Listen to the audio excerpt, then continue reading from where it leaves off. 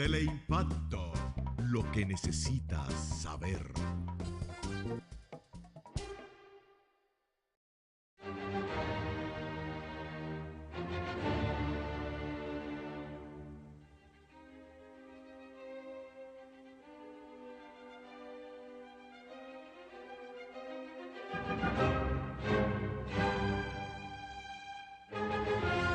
Historia de la República, esto lo pone Payalanita y Agenda Nacional, siguiendo, como le he dicho, en su agenda patriótica, va a pasar revista a los acontecimientos que están rodeándonos, algunos de los cuales ni siquiera pueden ser percibidos a simple vista, y nos viene a ayudar a examinar esa situación crítica una persona con muchos méritos políticos para que su voz pese.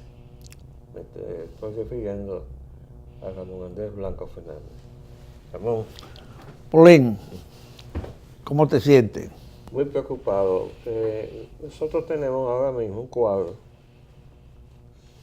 de una insurrección popular que ha sido capitalizada por una voluntad extranjera que es la USAID. Con eso de la marcha verde, la antorcha verde, el libro verde y todo lo que está pintado de verde, es realmente una conspiración encabezada por la USAID, enfrentando a la dictadura del PLD en el gobierno.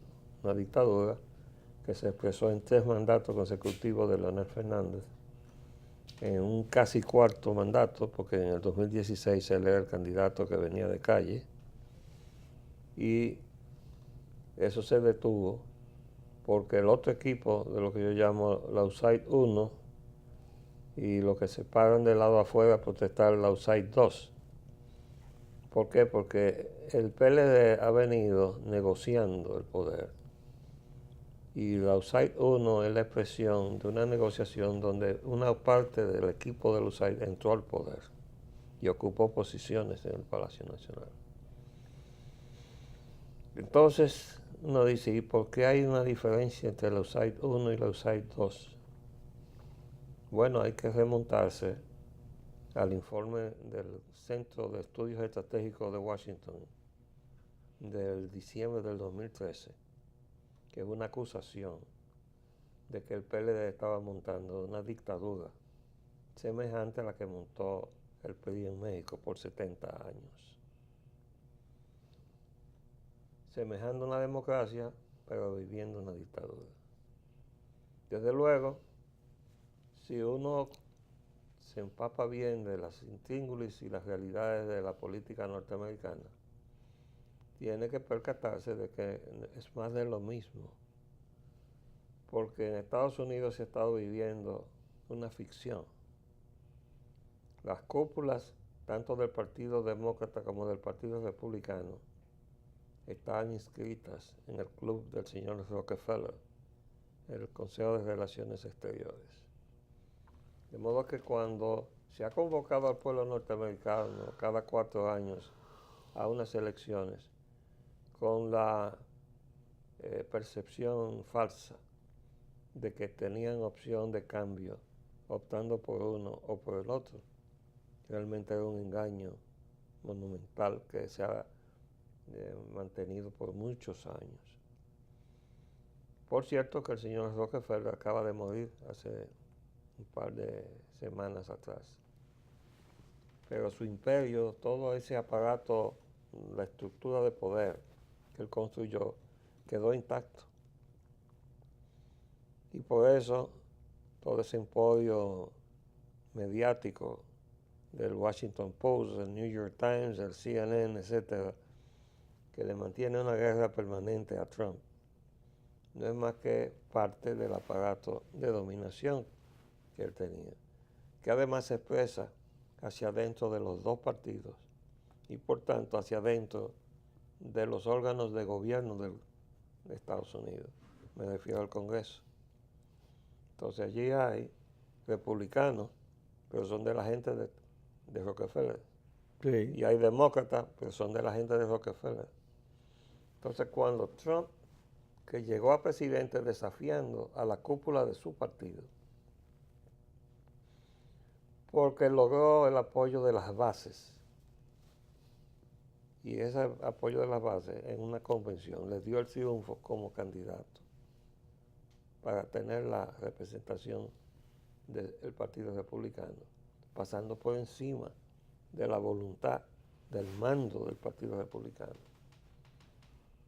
Llegó a presidente con ese voto mayoritario de los norteamericanos que se habían quedado sin empleo, republicanos y demócratas por igual. Sí.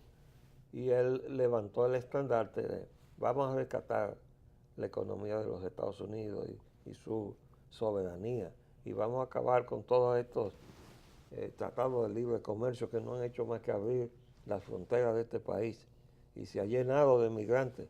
Pero que eso es parte del modelo. Por eso estamos llenos nosotros de haitianos. ¿Y dónde están los dominicanos? En Estados Unidos. Tenemos 1.700.000 dominicanos que se han ido de este país. Y yo tengo parte de mi familia allá. Mi hija segunda se fue a vivir para Estados Unidos en 1990 o 91. Y ya es una ciudadana norteamericana. Y mi nieto varón es ingeniero aeroespacial y trabaja en Cabo Cañaveral. Y si tú conversas con él, te habla en castellano con acento norteamericano. ¿Verdad? ¿Por qué? Porque él se fue de aquí con 4 años. Pero ¿por qué se fueron? Porque la economía de este país no les respondía a sus necesidades de profesionales. Por lo que se fue ese 1.700.000 buscando cómo resolver los problemas que se ha creado en la insuficiencia de su país para responder económicamente a su necesidad de incorporarse a su economía. Pero lo mismo está pasando con Haití, con el agravante de que ellos tienen el handicap, como es el término americano, ¿no? El factor adverso, de que la mayor parte de los haitianos carecen de educación.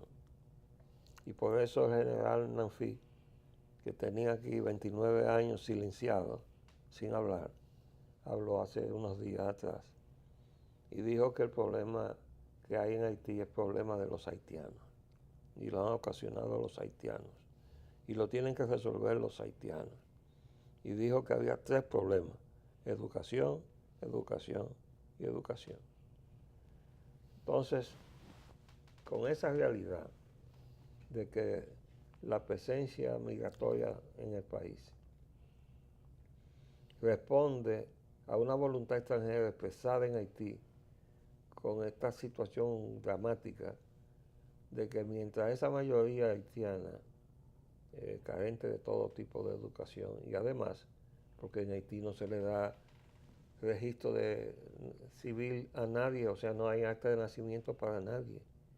Los haitianos están naciendo y multiplicándose como si fueran animales, porque ¿dónde está su identidad? El Estado no se la adjudica ni se la reconoce. Y cuando los manda para afuera, cumpliendo aquella voluntad que dejó la misión técnica de las Naciones Unidas de 1949, que como no se podía emparejar la economía con el crecimiento demográfico, que había que salir de la sobrepoblación haitiana hacia el exterior, sin retorno, por familias completas, un acto de crueldad extrema para con su propia gente, porque los mandaba para afuera indocumentados. Vayan a buscar documentación fuera. Entonces, nos manda esa multitud, ¿no?, de gente enviada para acá, que no tiene documento, a hacerse de documento dominicano. Esa es la conspiración.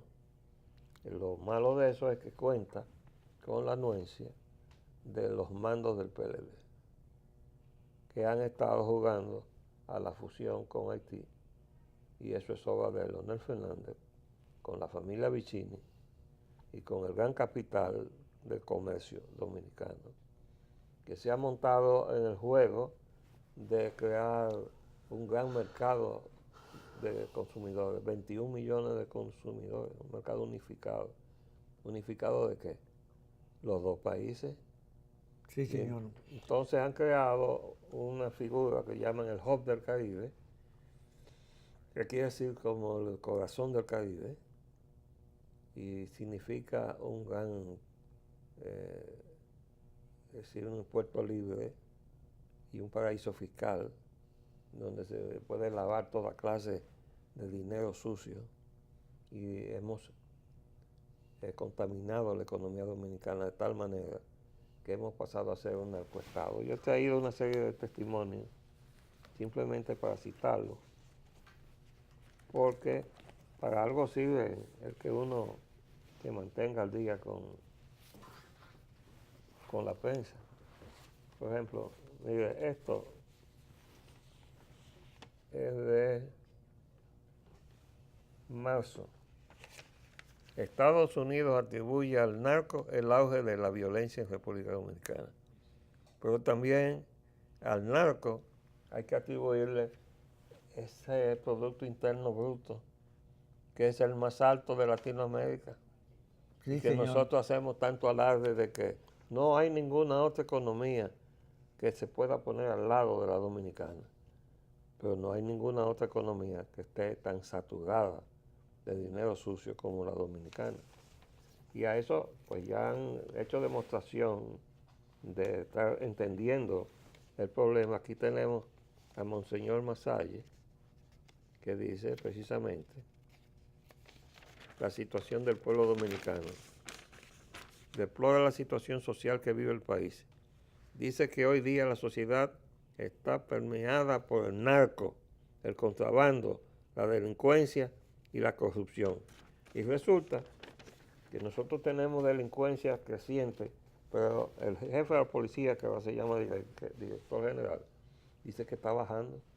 Y todos los días vemos no solamente más actos de delincuencia, sino más crueldad en el delito, ¿verdad? En la forma en que se expresa. ¿Por qué? Porque vivimos una mafia, tenemos una estructura mafiosa. Mira lo que pasa en el transporte. Y los llamados dirigentes del transporte se matan uno con otro. Estamos viviendo una situación trágica.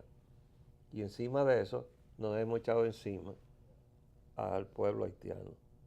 ¿Por qué? Porque le estamos dando satisfacción a los que andan buscando la riqueza de la isla, de oro y plata, que la hay por igual en Haití y en República Dominicana. Y hay dos expresidentes de Estados Unidos metidos en ese juego.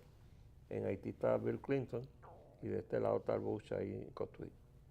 Entonces, en el contexto de todo eso, entonces viene el escándalo de Odebrecht, estalla, y viene entonces la USAID 2 a conspirar realmente para remover el actual gobierno. Pero la pregunta es, ¿a sustituirlo con qué?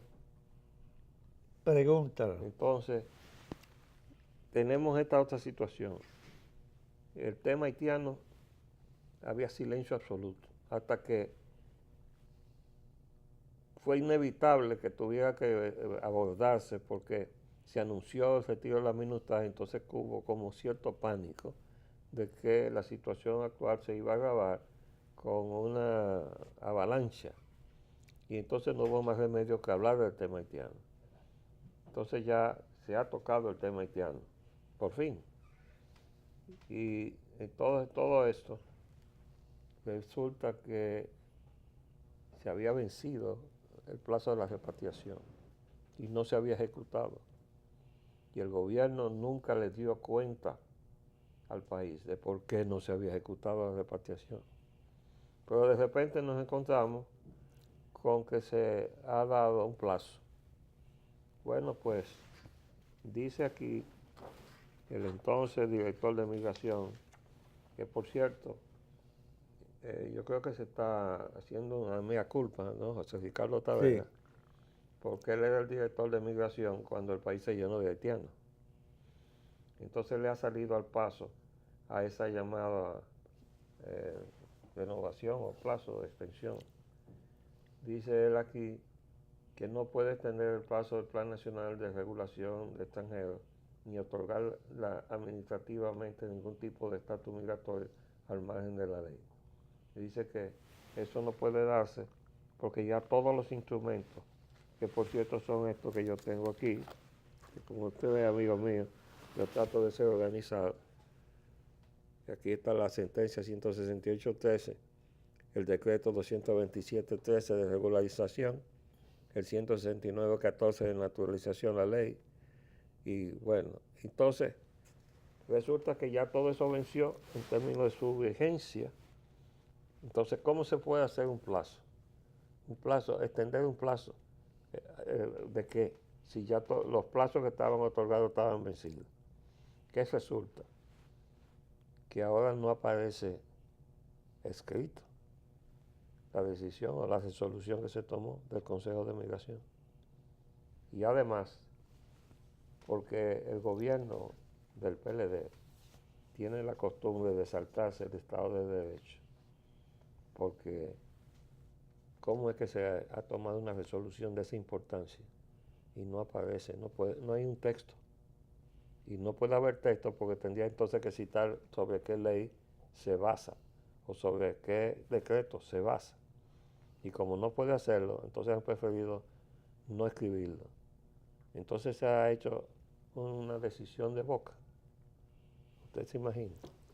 Y por último, yo quiero resucitar esta situación para demostrar hasta dónde es capaz el gobierno del PLD de saltarse el derecho.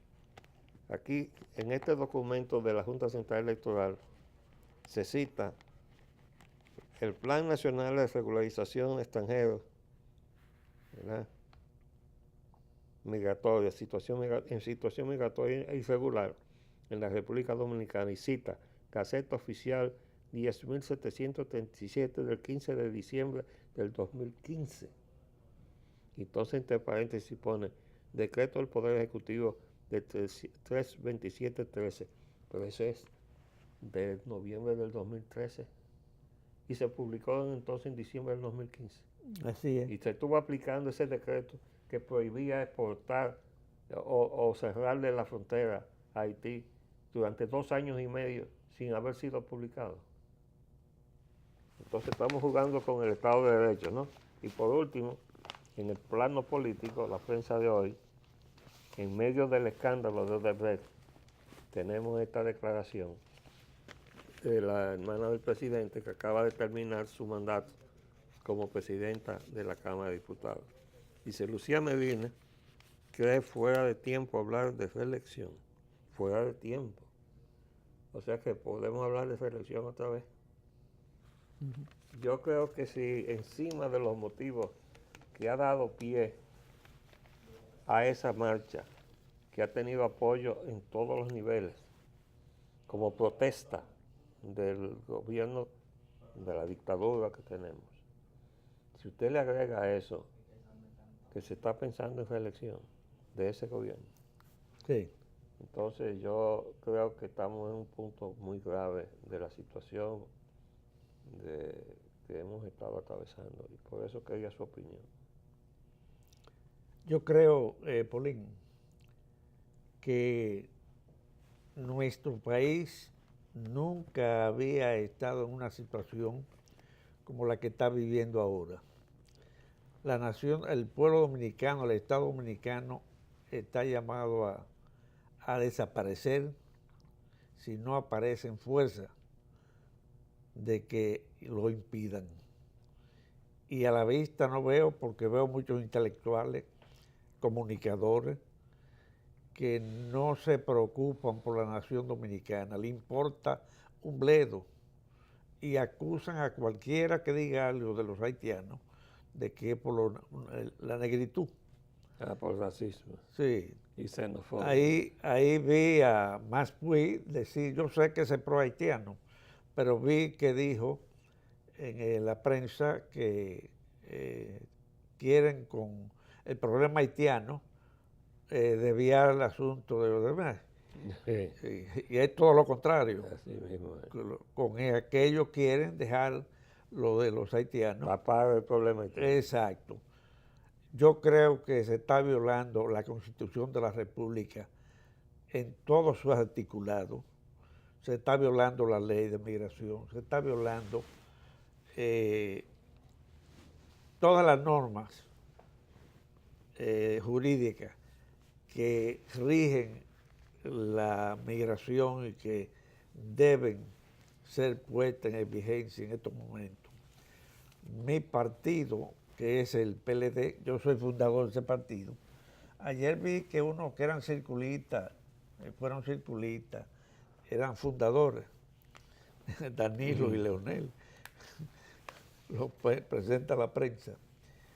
Yo creo que el PLD, que lo fundamos con tanto entusiasmo, con el deseo de reivindicar a este pueblo, de elevar a este pueblo a un sitial de dignidad, ha fracasado totalmente.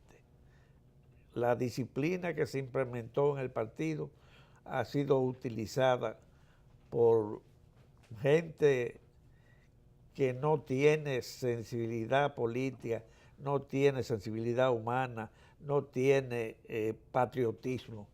Parece que no conocen la historia de este país. Y por eso, esos haitianos que vienen sin ningún documento, se les da un plazo y otro plazo, pero le pueden dar todo el plazo que quieran, porque ellos no van a encontrar... Se le falsifican documentos también. Y le falsifican documentos. Ellos no van a encontrar esos documentos en su país, porque si no lo tienen, vienen aquí sin ellos y allá no hay esa documentación, ¿a dónde lo van a encontrar? Pero eso mismo que usted acaba de decir, amigo mío, lo puedo yo decir del PRD. Yo no puedo decir que soy fundador del PRD porque yo no estaba en el exilio. Yo era trujillista, como la mayor parte de los dominicanos que vivíamos aquí, porque vivíamos dentro del régimen. Yo nací el 3 de diciembre del 30, y entré al PRD contando los votos del triunfo de Bosch. Esos votos se contaron en una calculadora Olivetti que cargamos el entonces socio mío, el arquitecto García Duval y yo, allá a la Casa Nacional del PRD, y nosotros contamos los votos del triunfo de Bosch en diciembre del 62. Y a partir de ahí, bueno, pues entré como regidor, fui dos ejercicios, o sea, 8 años, regidor y presidente de la Comisión de Planificación de la Sala, cuando era Distrito Nacional. Y después pasé a cumplir funciones en los gobiernos del PRD. Y yo puedo decir que me aparté de ese partido exactamente por lo mismo que usted acaba de decir. Esa desviación la encabezó en el PRD José Francisco Peña Gómez, que era miembro de Diálogo Interamericano. Igual ¿Era miembro? Del Diálogo Interamericano. Ah, sí. Igual que Leonel Fernández. Sí. O sea que han hecho ambos militancia en lo mismo, en la traición. Porque el que es miembro del Diálogo Interamericano es un agente extranjero. Entonces, si se trata de alguien que está en función pública, mientras es miembro de una organización extranjera, lo que tenemos es un infiltrado.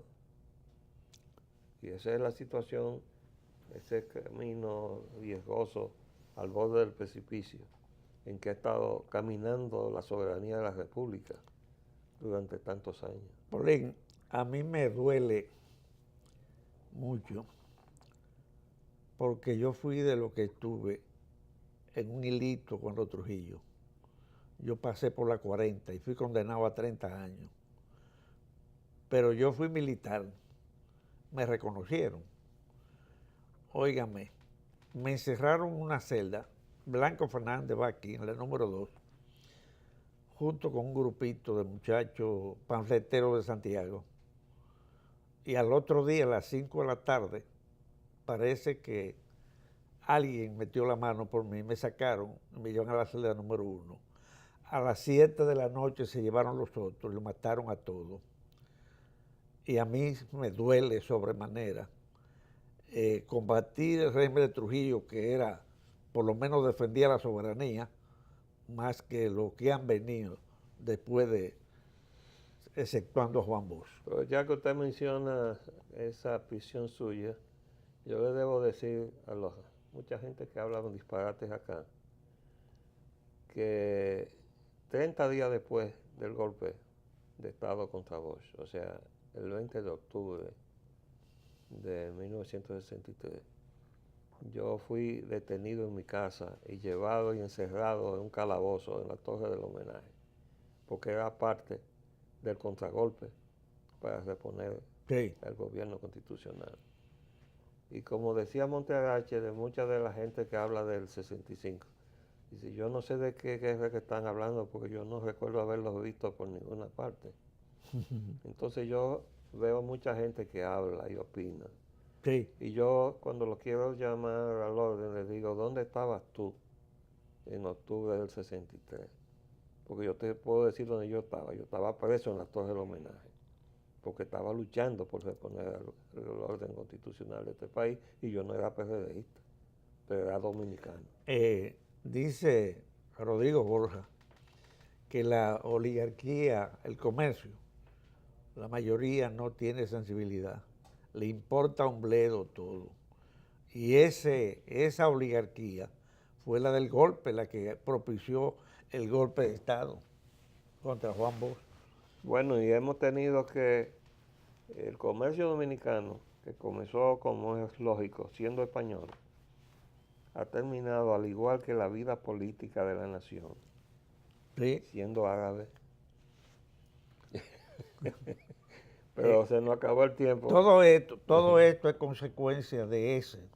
Gracias, porque No los árabes de aquí son los mismos de Haití. Y los lamas de aquí son los mismos lamas de Haití. Sí. Y los acras de aquí son los mismos acras del mismo Jean-Antoine Acra que estaba de contraparte de Juan Vicini en el proyecto de borrar la frontera. Exactamente. Bueno, les habló Leopoldo Espaillá Anita. Como ustedes ven, nosotros seguimos al pie del cañón. Hasta luego.